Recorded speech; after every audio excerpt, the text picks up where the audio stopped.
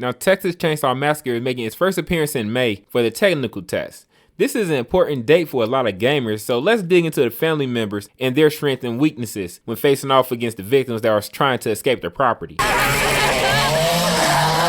The family members are already at a disadvantage number-wise because they cannot guard all the exits off their property. So it is best to know what your family member can do, even though the most the victims can do to harm you is stun you from hitting you in the back when you are distracted. There are ways they can escape when you are chasing them, due to holes in the walls and tiny crawl spaces, even a well they can jump down.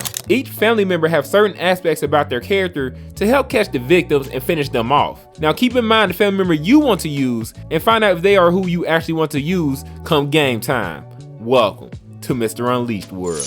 This family member I'm about to talk about first have great hearing, and if the victims make a sound, he will catch on to it. And I think this is one of the best abilities on the family member side in this game. We're talking about the cook. This extraordinary ability is called heightened sense. There's all kind of traps laid out that will make noise if a victim is not careful inside the family house. Not only can the cook pinpoint your location by being too noisy, making your way through the house and going through things trying to find items, he also can add locks to the doors. What a creep. At the beginning of the match, the cook will start with 3 locks he can use, and the locks can be removed from one door and put on another just to keep the victims guessing, and to add another arduous task to the victims, of course. The cook also have the ability to crawl through tight spaces, so make sure you are aware because as you try to pick a lock, the cook can be sneaking up behind you, so watch out. With all these great things about the cook, and that is his endurance, which means the cook will lose stamina faster than the other members. So be careful when using the cook and reserve your energy, because I'm sure if you used all your stamina trying to catch them on foot, once you catch them, your melee damage will be trash. Since the cook endurance is an issue, the cook will be better used inside the house, where endurance will not be that much of a factor and his ability of heightened sense is more effective. So tell me this, what fun is Texas Chainsaw Massacre if there's no one laying traps around the outdoors of the property? The family member that does this is the old hitchhiker. Trapping people will be the best ability the hitchhiker offer you if you pick this character to play with. And if one of your traps is activated by a victim, he will be notified. The downside is if no one on your team is around to catch the victim, because I believe eventually the victim can escape the trap. I would say the hitchhiker's best strength is his endurance that is accompanied by him being able to fit into crawl spaces like the victims can. So if you are spotted by the hitchhiker, it's best you have a plan B. Because if you are using a victim like Leland, whose endurance is like 30, and the hitchhiker ranks in at 40, then there's a chance you may get caught if no emergency escape route is nearby. Higher endurance means technically the hitchhiker will regain stamina faster than Leland. There's one weakness about the hitchhiker that can probably hurt you, is that he cannot break down doors and he have a low savagery rate. If you encounter the hitchhiker using a strong victim, there's a good chance he will not deal much damage as you try to escape him.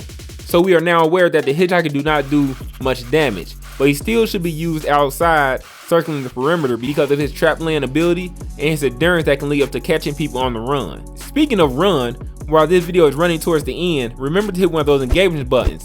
Thanks for the interaction. Now trying to escape from Johnny is a different story, because this family member have a special ability called Hunt, and it allows him to track fresh footsteps left behind from the victims. So this ability by Johnny could make him a must in a team setting. Johnny endurance and harvesting is okay in the rankings, but his strongest attribute and strength is his savagery, which translate into don't get into a tango with Johnny because he will do a lot of damage to you. What makes Johnny so dangerous on a whole nother level is not the fact that he can fit into crawl spaces, but he can also bust open doors. It doesn't look like the hitchhiker or cook can do that. The one thing Johnny is not too good at is harvesting blood for Grandpa. So if you are a player who wants to help Grandpa reach his full potential quick through the donations of the blood you gain from the victims, you will not be as effective using Johnny.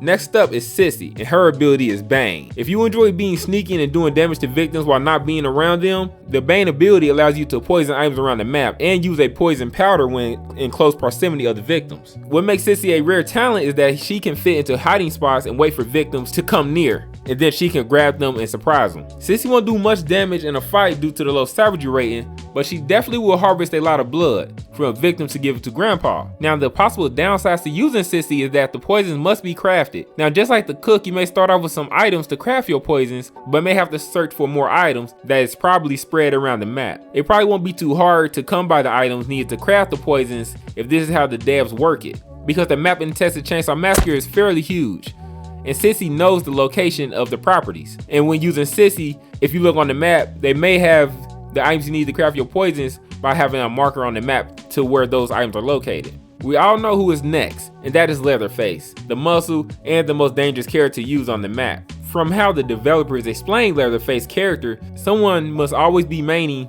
Leatherface in each map, and there is only one Leatherface per match. Now this is a good thing because 2 Leatherfaces on the map will be damn near impossible to win against. Leatherface's main special ability includes using the chainsaw in a lot of ways other than dismemberment. Leatherface has the highest savagery rating due to the chainsaw, of course, but also have a great endurance for a character of his size. Other than Leatherface being big and strong, the chainsaw allows him to break through doors, barricades, and crawl spaces because he can't crawl through them. If you are using Leatherface, you can chase down a victim no matter what they do, so when you run into these victims, be prepared for them to run. Now Leatherface will not do much harvesting for Grandpa, and even though a lot of gamers can't wait to use the chainsaw, it may not be easy as you think. While trying to catch the victims, the chainsaw must be revved up the right way to start.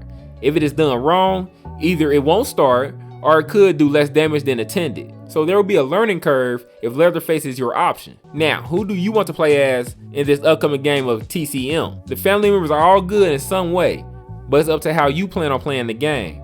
If you want to know more about TCM, click on the video showing your screen. And remember to subscribe to keep up with Texas Chainsaw Massacre the game. And welcome to Mr. Unleashed World.